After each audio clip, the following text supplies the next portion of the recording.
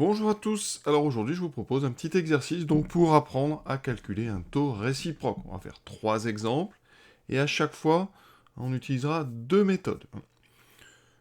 Donc on est parti tout de suite avec une hausse de 15% et à chaque fois on donnera les résultats donc sous la forme d'un pourcentage avec 2 chiffres après la virgule parce qu'on va être obligé d'arrondir.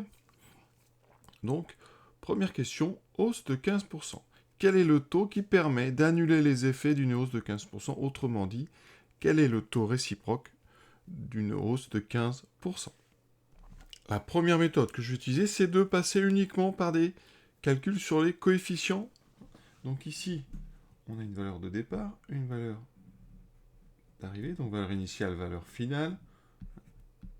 Et je ne vais pas fixer de valeur. Je vais juste traduire cette hausse de 15% avec son coefficient multiplicateur. Donc ici, on a un taux de départ de plus 15%. Je traduis donc ça en coefficient multiplicateur. Donc on sait que plus 15%, le coefficient c'est 1 plus 15 sur 100, ce qui fait 1,15. D'accord? Donc on a une multiplication par 1,15. Et moi je cherche en fait justement à annuler cette multiplication. Donc pour annuler une multiplication par 1,15, il faut donc une division. Donc ici, on va diviser par 1,15. Donc ça me donne ce qu'on appelle le coefficient réciproque. Une division par 1,15, ça veut dire qu'on va multiplier par 1 sur 1,15.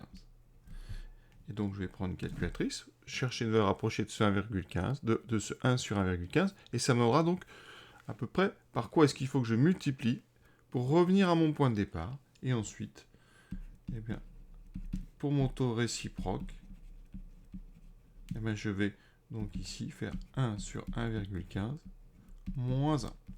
D'accord? Le moins 1 qui correspond au moins 100% que j'avais au départ. Donc là, maintenant, il me faut une calculatrice.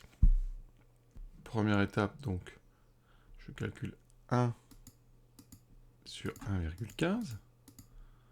Donc ça, vous voyez, ça fait 0,87 à peu près. Donc ça veut dire que pour revenir à mon point de départ, il va falloir multiplier par 0,87. Ça, maintenant, je transforme ça donc en taux. Donc je fais moins 1. Voilà. Et donc, j'obtiens moins 0,13. Alors si je veux tranquillement trouver le pourcentage avec deux chiffres à virgule, voilà, je multiplie par 100, vous voyez, ça me fait moins 13, donc à peu près moins 13,04%. Donc j'ai une baisse de à peu près 13%. Deuxième méthode, maintenant, on va fixer une valeur de départ, une valeur simple. Je vais prendre 100. D'accord? Et mon évolution, c'est donc plus 15%. Donc si je pars de 100, évidemment, j'aurai 115. D'accord? J'ai 15 de plus pour 100 de départ. Donc j'ai 115.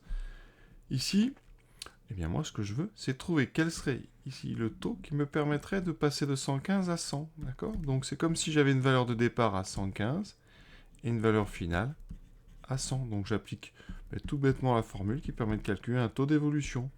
Donc mon taux réciproque, ça sera donc le taux qui permet de passer de 115 à 100. Donc ma valeur finale, c'est 100, valeur finale, moins valeur initiale, 115, sur valeur initiale, 115.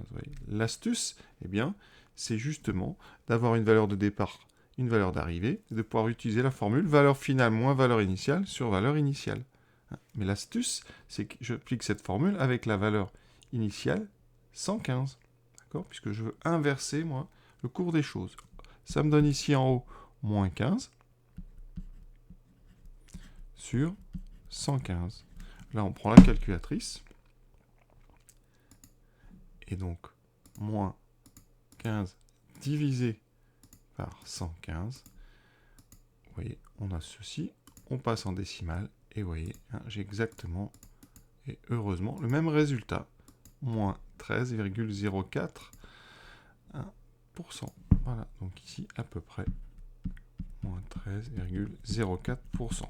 Donc pour annuler les effets d'une hausse de 15%, il faut une baisse de 13,04% à peu près.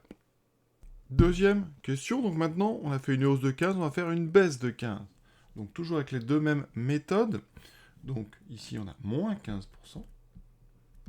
Donc mon taux de départ, c'est moins 15. Je transforme en cherchant d'abord le coefficient multiplicateur, qui sera donc 1 moins 15 sur 100. Ça fait donc 0,85. Donc vous voyez, ici j'ai fois 0,85. Je dois donc annuler les effets d'une multiplication par 0,85. Donc je fais une division par 0,85. Donc mon coefficient réciproque, c'est 1 sur 0,85. Et donc mon taux réciproque, 1 sur 0,85, moins 1.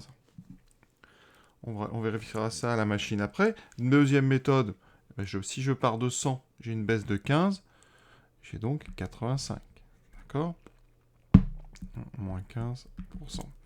Moi, je cherche donc une évolution qui ferait passer de 85 à 100. Donc j'applique la formule, vous avez bien compris, avec une valeur initiale de 85, une valeur finale de 100. Je fais donc valeur finale moins valeur initiale divisé par valeur initiale. Ce qui me donne 15 divisé par 85. À la machine, donc 1 divisé par 0,85.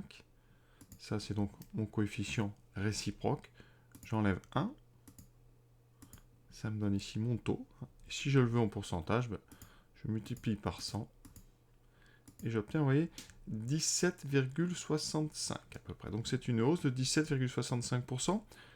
Si j'avais fait 15 divisé par 85, vous voyez, je serais tombé ici directement sur le taux. Donc 17,64%. Donc à peu près.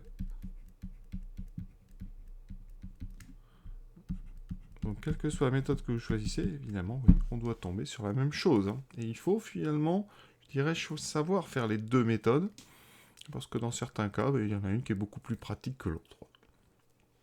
Troisième question. Une hausse de 9%. Donc, on est parti. Première méthode, donc plus 9%. Ça me donne un coefficient multiplicateur de 1 plus 9 sur 100, donc 1,09. Donc j'ai une multiplication par 1,09. Pour l'annuler, je dois donc faire une division par 1,09. Donc mon coefficient, c'est 1 sur 1,09. Pour avoir mon taux réciproque, on a déjà vu ça, je fais moins 1. On fera la machine à la fin. Deuxième méthode, si je pars de 100 et que j'augmente donc de 9%, donc j'augmente de 9, ça me fait 109. Moi, je cherche donc une évolution qui va me faire passer de 109 à 100. Donc ma valeur finale, ça sera 100. Ma valeur initiale, 109. Et vous voyez que ça fait moins 9 sur 109. Calculatrice. Donc 1 divisé par 1,09 moins 1. On obtient moins 0,0825, etc. Donc si vous voulez un arrondi, vous multipliez par 100 et ça sera moins 8,26. Voilà. Je vérifie quand même mon moins 9 divisé par 109. Je le mets sous forme décimale. Vous voyez, j'obtiens la même chose. Donc, on multiplie par 100 sur la machine et on n'a plus qu'à lire en mettant en décimale moins 8,26%. Donc, à peu près.